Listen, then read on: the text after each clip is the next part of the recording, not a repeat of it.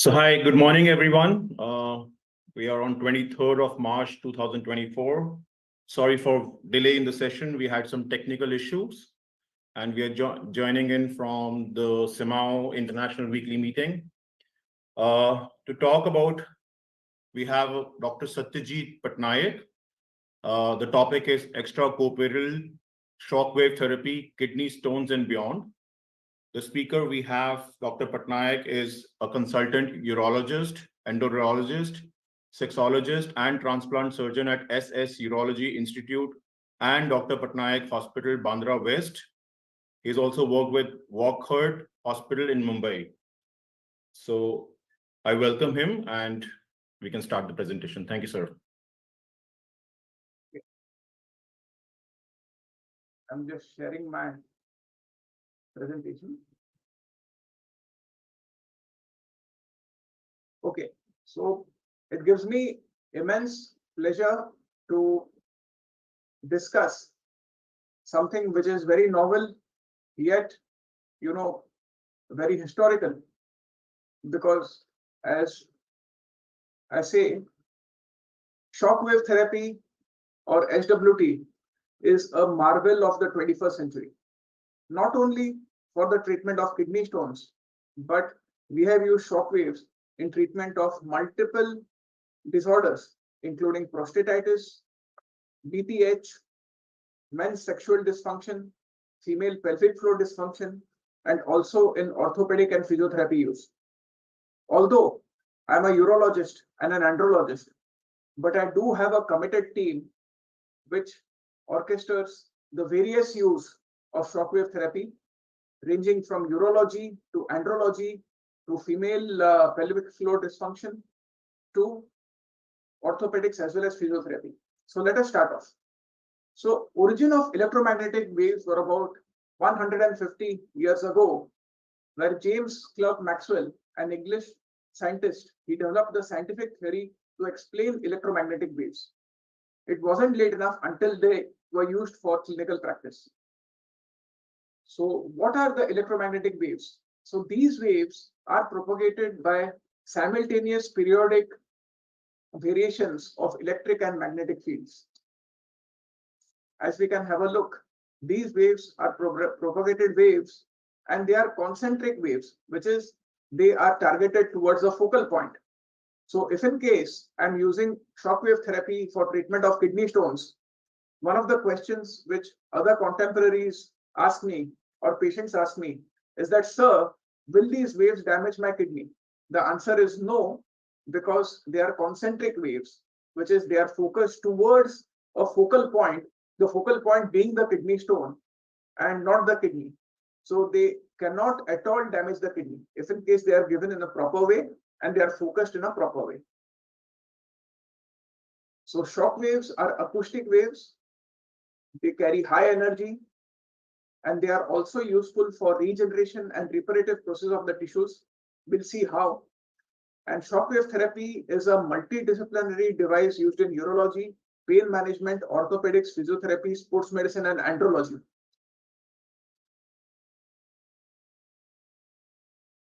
So this is the kind of shock waves I'm talking about, which is focused shock waves. And this is the first lithotripter. As we can see, this is a very primitive model. And this model was first used in Germany, and then it migrated to United States. And simultaneously, we also got it in India back in 1980s. And it used to consist of a water bath in which the patient used to be immersed and the shock waves used to be propagated. So this used to be the water bath system. 1984 to 1986, the patient used to be immersed in the water bath. We used to image the kidney with the help of X-rays, localize the kidney stone, and break the kidney stone. So let us now see how it works. We focus the shock waves towards the kidney stone. It is a totally non-invasive procedure. Patient lies down on the machine, and these kidney stones are then fragmented into dust-like particles, which then are expelled in urine. So what are the common misconceptions? Because nowadays, since there are multiple modalities for treatment of kidney stones, and we follow a cafeteria approach towards the treatment, when the patient comes and he has a kidney stone, we have to explain him about the condition and we have to offer him various treatments from which the patient chooses. So the modalities of treatment of a kidney stone can be shockwave therapy, it can be retrograde intrarenal surgery or RARS, or it can be mini PCNM or percutaneous nephrolithotomy. So we have to explain the pros and cons of each and every modality of the stone treatment. And in general, most of the surgeons nowadays or most of the patients nowadays have got misconceptions about ESWL. The first and foremost misconception is that it damages the renal parenchyma. It cannot damage the renal parenchyma. A urologist should be in charge of giving the shockwave therapy, and we have to focus the shockwaves on the kidney stone, so it cannot never damage the renal parenchyma. Secondly, ESWL cannot be used for too big, too small, too soft, and too hard stones. This is again a misconception. We have treated kidney stones up to 3 centimeters with shockwave monotherapy. Hounsfield units is a misnomer. I don't believe in Hounsfield units because we have treated stones about more than 1,500 Hounsfield units with the help of shockwave lithotripsy. We have to modulate the frequency and the intensity of the waves. Secondly, stones as soft as matrix stones can also be treated with ESWL monotherapy. It can be used only for kidney stones is again a misnomer. We have treated both kidney stones, stones at the pelviureteric junction, stones impacted in the upper, mid, or lower ureter, vesico-ureteric junction calculi, as well as bladder stones have been treated successfully with ESWL monotherapy. I'm saying this so confidently because we are the pioneers in the treatment of urolithiasis with the help of shockwaves. We are also the pioneers in treatment of biliary calculi with the help of shockwaves in our country. We have treated multiple and thousands of patients of choledocholithiasis, which is common bile duct stones, as well as chronic calcific pancreatitis or pancreatic calculi with shockwave monotherapy with almost 100% success rate. And in general, sad to say, but most of the urologists as well as the surgeons and most of the patients are unaware of the other potential benefits of shockwave therapy. So have we intentionally created these misconceptions? Now, this can be a controversial slide, but sadly, this is true. So urologists not being involved in the treatment procedure and the technician carrying out the EHWL is a very dangerous thing. Whenever I'm conducting a lithotripsy, either me or another urologist is in charge of the machine and the treatment. No technician is allowed to deliver treatment at my institute. Using counterfeit lithotripters and outdated lithotripsers is again a crime. Lack of EHWL training to resident doctors, which is very sad.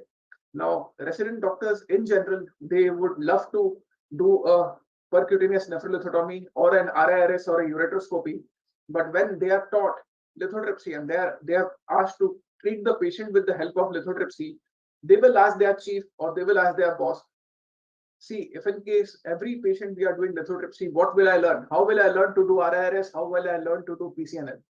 So this is one more challenge at teaching institutes. And when we come to the corporate world, there is very sadly a corporate bias towards retrograde intrarenal surgery and PCNL because the cost of these procedures is more as compared to shockwave lithotripsy or extracorporeal shockwave lithotripsy. Extracorporeal shockwave lithotripsy is mostly a day care procedure. It is better for the patient because it is totally painless and the patient goes home on the same day. Whereas if in case I'm contemplating a RIRS or a PCNL on a patient, his hospital bill rises, he is admitted in the hospital for a long duration of time, and ultimately the hospital benefits. So what are the benefits of extracorporeal shockwave lithotripsy? It is completely non-invasive. Number one, day care procedure, requires no anesthesia, occasionally only sedation in the case of pediatric patients. Ultrasound guided procedure, all the lithotripsies we are doing in a fluoro-free, radiation-free manner. Totally ultrasound guided lithotripsy has been done by us since 2010. Since 2010, ever since the flexible lithotripsy machines have come along with ultrasound incorporated, we are doing all lithotripsy, including kidney, ureteric, bladder calculi, as well as pancreatic stones and common bile duct stones with the help of ultrasound guidance. It can be used for kidney, ureteric, and bladder calculi. As I'll show you videos, live videos, which we are doing.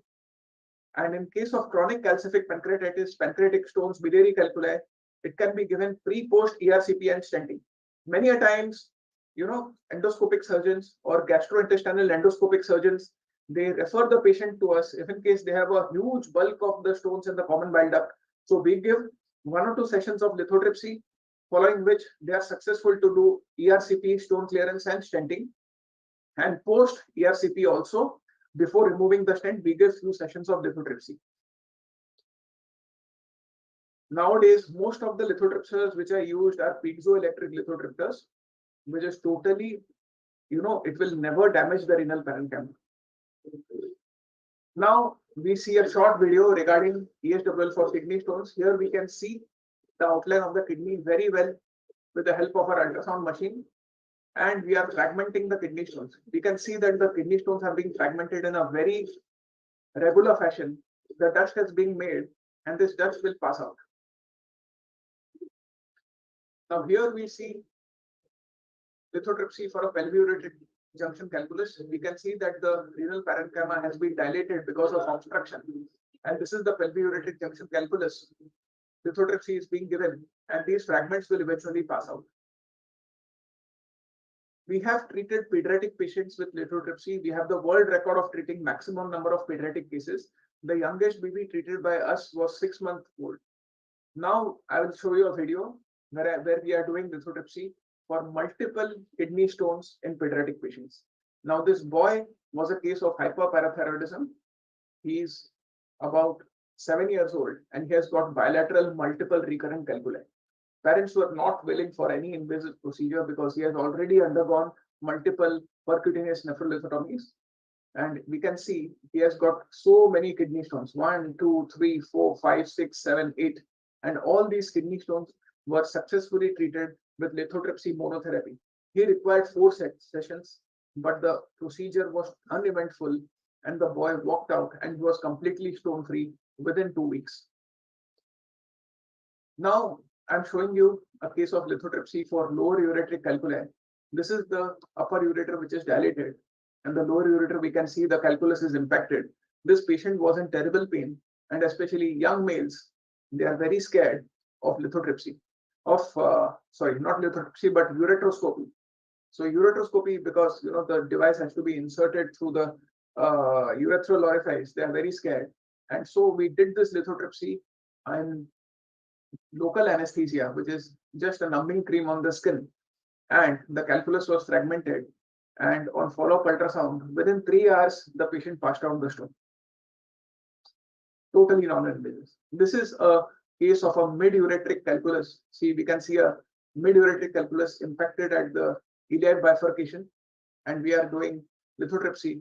The calculus, as we can see, it is completely fragmented and the dust has been passing out. This patient was completely stone-free on the same day. Okay, so this is a case of lithotripsy for vesico-ureteric junction calculus. Here we can see the vesico-ureteric junction calculus. It is being fragmented and the fragments are entering bladder, and immediately post-op the patient will pass the fragments. This is a case of lithotripsy for bladder stones. We have treated bladder stones as big as 3.5 centimeters with lithotripsy monotherapy in a single setting.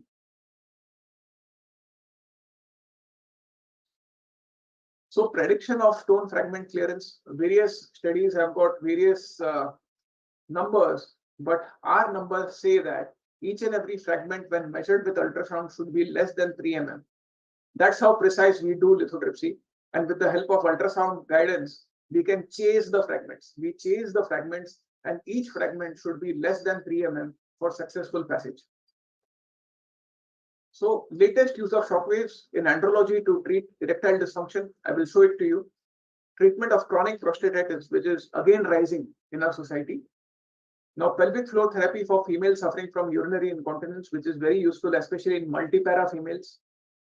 Treatment of hypocontractile bladder. We have treated cases of neurogenic bladder with the help of low intensity shockwave therapy. Treatment of tendonitis. Treatment of tennis elbow, golfer's elbow. Treatment of plantar fasciitis, sports medicine, and also in cardiology. We have a cardiology team who is using low intensity shock waves, especially for single vessel coronary artery disease. So how is the healing effect of low intensity shock waves? Now these low intensity shock waves, what they do is that they cause a shear stress on the vessels. They help in releasing endothelial nitric oxide from the endothelium of the vessels. It stimulates endothelial nitric oxide synthase. It releases vasculoendothelial growth factors, proliferating cell nuclear antigen or PCNA production, and thereby the condition of the vessel improves, the atherosclerotic plaques get rid of, the diameter of the blood supply improves, as well as it promotes neoangiogenesis or neovascularization. So as we can see, the condition of the vessels before and after the shockwave therapy, the diameter of the blood vessels as well as the anastomosis and the neovascularization has improved. Now we see a demonstration of shockwave therapy for erectile dysfunction. We are the pioneers. We are doing it since 2012, and we are partners with Karl Storz, Germany, where we are treating at least 10,000 men in a year who are suffering from erectile dysfunction of all ages with the help of non-invasive shockwave therapy. So when we deliver this shockwave therapy to the corpora, what happens is that there is, as we saw earlier, there is increase of endothelial nitric oxide, there is release of vasculoendothelial growth factor, any narrowing in the blood vessels is gotten rid of, the diameter of the corporal bodies increases, blood supply of the penis increases, blood supply through the right and the left arteries of the corpora increase, thereby resulting in better erections. ESWT, we are also the pioneers, and we have got multiple articles on ESWT for Peyronie's disease. Now, Peyronie's disease is a problem which is controversial. It is a gray zone. Many surgeons used to operate, but any surgery which is loosening the tunica or causing a breach in the tunica will definitely lead to poor erection. So we have to counsel the patient when we are operating. If in case we are not operating, then shockwave therapy is one of the best modalities for treatment. Initially, we go ahead with intraplaque injection of Hyalase, either Hyalase, or if in case the plaque is too dense, we give about 50 to 80 units of Botox in the plaque, followed by 6 to 8 sessions of low intensity shockwave therapy. We have seen dramatic results and curvatures up to 50 degrees, not 30 degrees. I'm telling up to 50 degrees have been straightened with the help of intraplaque injection therapy followed by shockwave therapy. Uses of shockwave therapy in pain management. See, I am responsible as a urologist for taking care of shockwave therapy treatment for kidney stones, ureteric stones, bladder stones, as well as andrology. When I'm talking about pain management and physiotherapy, I have a team of doctors, about 20 doctors who are physiotherapists and pain management specialists who take care of this venture. And why am I talking about this? Because I have the largest number of lithotripsy centers for kidneys, hepatobiliary, as well as pain management and physiotherapy in my country. So my team of doctors are doing a coordinated approach, and they are helping out multiple patients. So it releases the secretion of substance P, which is the pain mediator. It lowers the concentration of substance P, reduces the stimulation of afferent nociceptive fibers, and thus reduces the pain. We have got tremendous results with the help of shockwave therapy in pain management. It decreases the histamine release as well as the nociceptive metabolites, and acoustic waves generated by shockwave therapy help in releasing the trigger points. Effects of shock, high energy focused waves, it basically accelerates the tissue growth and repair with the help of collagen remodeling. We have also used SWT in muscular pain relief in many athletes from different sports fields, and the mechanism of action is that delivered acoustic energy unblocks the calcium pumps and thus reverses the metabolic crisis in the myofilaments and thereby releases the trigger points. So it fastens the recovery in athletes. ESWT for plantar fasciitis. We have got excellent results of shockwave therapy for plantar fasciitis, and a pre-procedure and post-procedure ultrasound as well as MRI should be done to document the benefits. We can see our 1-year results, which has been the best pain management done by lithotripsy is for plantar fasciitis, and very soon we will be coming up with just a foot center where the illnesses of the foot or illnesses of the feet like callus formation or plantar fasciitis or calcaneal spur can be treated by exclusive shockwave therapy. Again, tennis elbow is a very good option for treatment by shockwave therapy. Lateral epicondylitis has been effectively documented, and shockwave therapy is now a proven treatment. We have treated thousands of patients, many athletes, as well as many professionals with the help of shockwave monotherapy. These are the various uses in sports medicine. Our sports medicine team is actively using shockwave therapy for the treatment of these conditions. Again, pancreatic calculi. Pancreas used to be one of the surgeon's graveyard because the earlier procedure which we used to do is a Pudzov's procedure, which is we used to take a huge bucket handled incision, take an incision on the pancreatic duct, scoop out the stones, and then do a Roux-en-Y anastomosis. A pancreatico-doco-jejunostomy used to be performed. And if in case it goes well, the patient is absolutely fine. If in case it doesn't go well, then the patient used to land up with pancreatic fistulas, which were mostly lethal. Shockwave therapy for CBD calculi. Again, CBD calculi is shockwave therapy or ESWL is a boon for the CBD calculi, because in some instances where the endoscopic gastroenterologist is not able to clear the CBD stones, we give the shockwave therapy 1 or 2 sessions followed by stenting, and post stenting also some of the shockwave therapy is given before the stent is removed. So in a complete non-invasive way, we can treat biliary calculi. HWT for diabetic foot is again a boon for the patient, because we have saved many limbs. We have saved the patient from amputation by giving them shockwave therapy. We target the vessel blockage in diabetic foot as well as peripheral vascular diseases targeted with the help of CT angio as well as color Doppler, and we give shockwave therapy to those various points which causes unblockage of the blood vessels, improvement in the flow as well as neoangiogenesis, and thereby helping us to save the limb. This is our case where we can see a case of diabetic foot. It was a huge ulcer, diabetic ulcer, which has been completely healed. This patient took about 8 months for this ulcer to heal with shockwave monotherapy.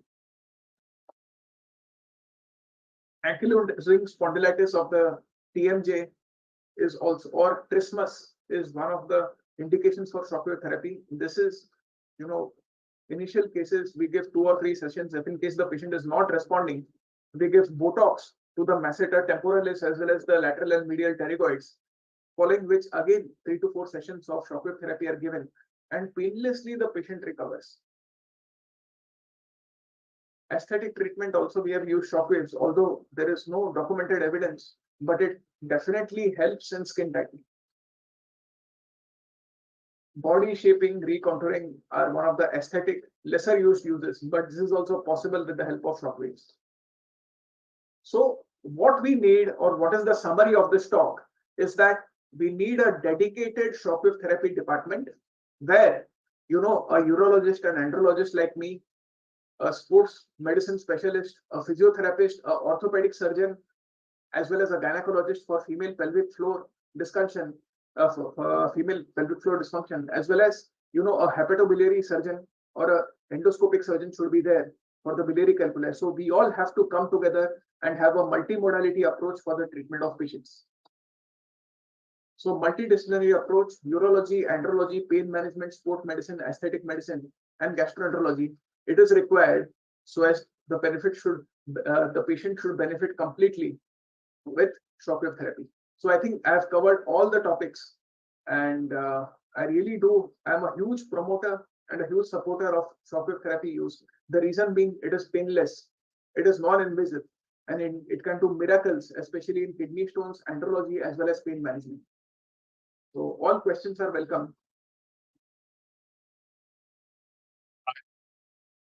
Presentation. We would like to open the floor for the question answers. We can close the slide. And Dr. Chong, would you like to take it forward? Yeah. Dr. Satyajeet, thank you very much for that lovely talk on shockwave therapy. I myself have tried shockwave therapy on my Achilles tendon.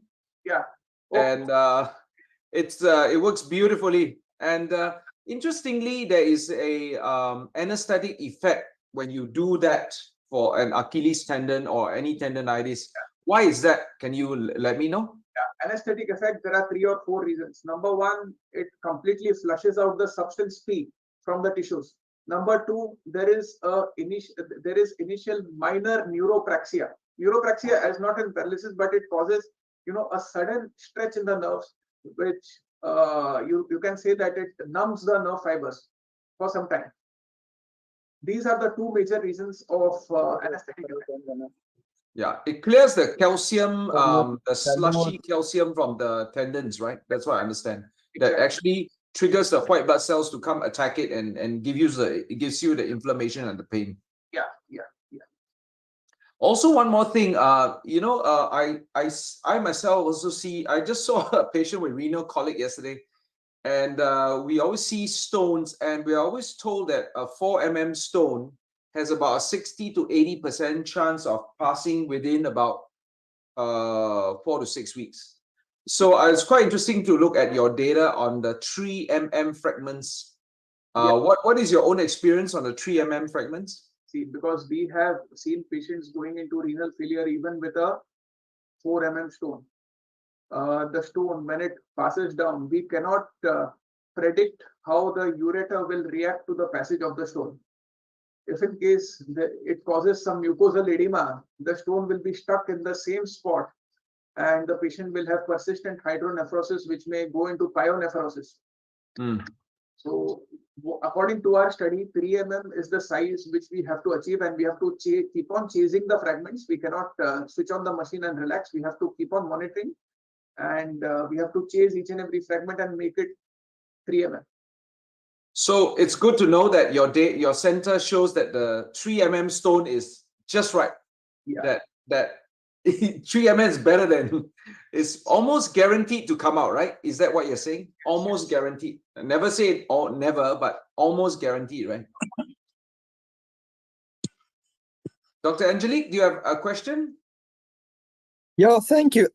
Dr. Pattnaik, want to congratulate you because was not aware of shockwave treatment for anything else than kidney stones.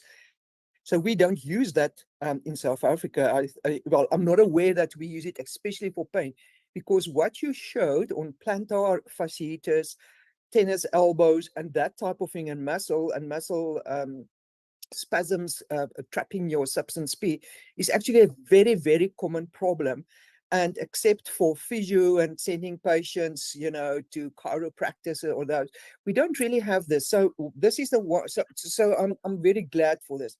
My second question would be, or do you train actually, if we get 1 or 2 physios or technologists or whatever, can we send them to your facility and let them be trained or shadowed so that they can understand, and maybe we can bring that back to our country? And this last one is a medical question. Would it also be helpful for those chronic venous stasis ulcers of the lower leg, which we very often see, which is difficult to treat, especially in the elderly people? Would this be beneficial to them? Thank you. Yes.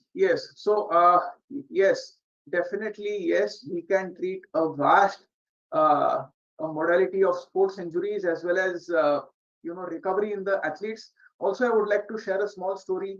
When the IPL was going on, I think about 5-6 years back, Jonty was here in Mumbai. Jonty Rhodes, the very famous South African cricketer, and I had a chance to meet him, and we had a conversation which he told that he used to regularly use shockwave therapy for muscle recovery. Not only him, but most of the athletes of the South African team. And he also told me that many of the British athletes like Ian Botham, they also used to use shockwave therapy for recovery. So we have a dedicated team of 8 physiotherapists, 2 pain management specialists, and 4 orthopedic surgeons who look into it.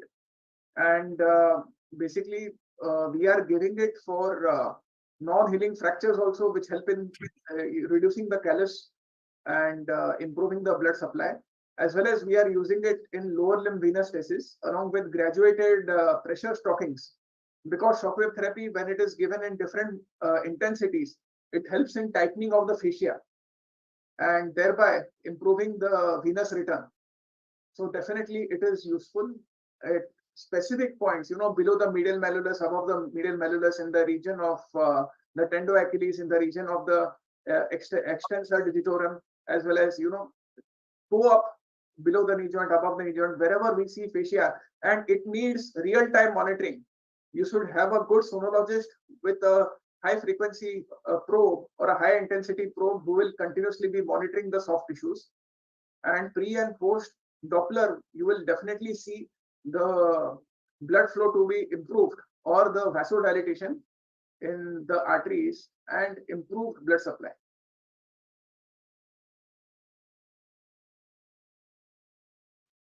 Any other questions from the floor? We have one question on the Facebook. It says, do you think there is any side effects of this kind of a therapy?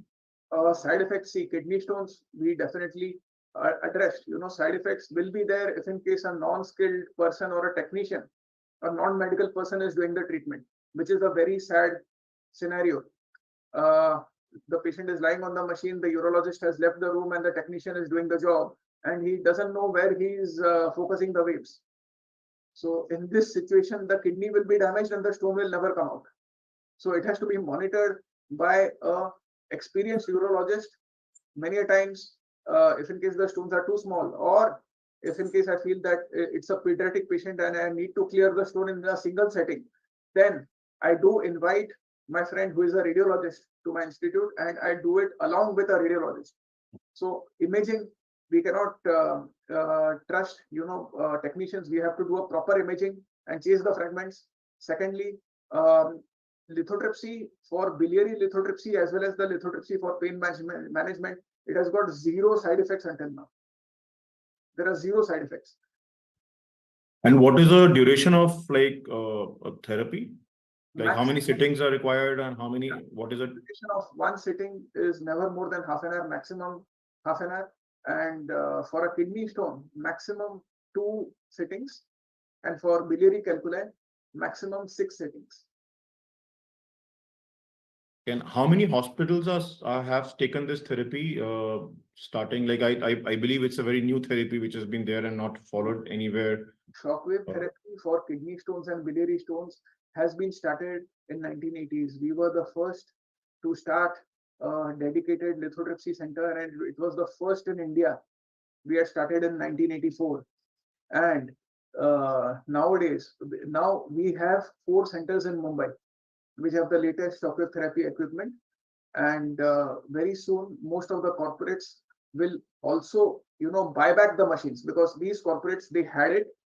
But unfortunately, I don't know this thing, it's a very sad scenario, but because it's not a revenue generating machine, it will not increase the inpatient load. It is an outpatient department thing, and the charges are much low as compared to the other endoscopic modalities. So most of the corporates, they refrained from using this, but now they are buying back because they, the patients are demanding. The patients are educated. They know that no endoscopy needs to be done. So they are buying back the machines. In terms of the cost, how much difference is the cost? Like how much cheaper is it? Is it like 50%, 80%? It can be very, this is a very interesting question, but if in case a stone is being treated by endoscopy, lithotripsy, we can do it at 30% of the rate. It is 1/3 of the rate as compared to endoscopic procedure. Yes, always an issue of whether which machines produce more revenue for the owners. Yeah. Very sad. Dr. Chowdhury, you have a question to ask? I saw you raising your hand a couple of times.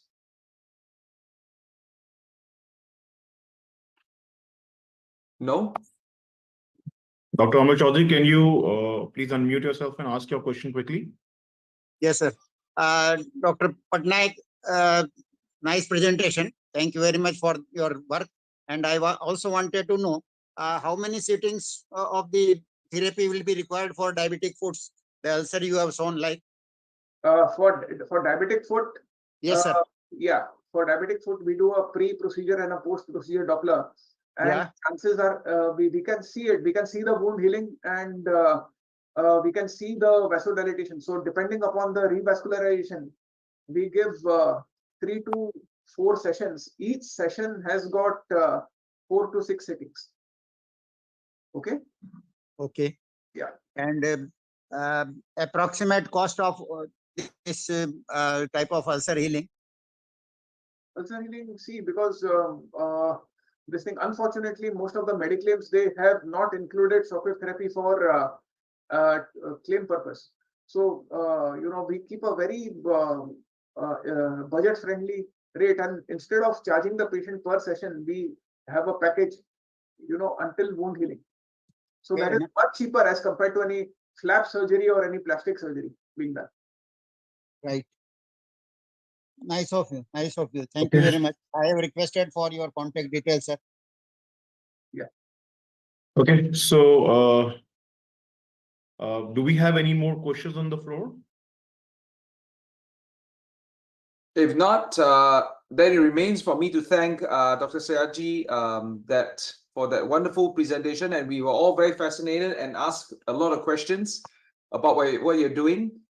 Certainly, I understand where you're coming from, having a shockwave therapy center in a hospital. Yeah. It actually is quite a useful thing. It's just that, as you've already rightly said, the hospital administration doesn't think too highly of the revenue generated. I know. So thank you very much, and we enjoyed the session very much, and it was very pertinent to me personally as well. Just saw my renal stone patient yesterday, renal colic patient yesterday. Yeah. And so, yeah, very pertinent to me. Thank you very much for that piece of data on the 3 stone. Yeah. Well, without much ado, thank you very much. And I think we'll say goodbye and hope to see you again soon on maybe another topic. Yeah. Thank you. Stay tuned. Thank you, Join. Bye. Thank you. Bye. Bye. Bye.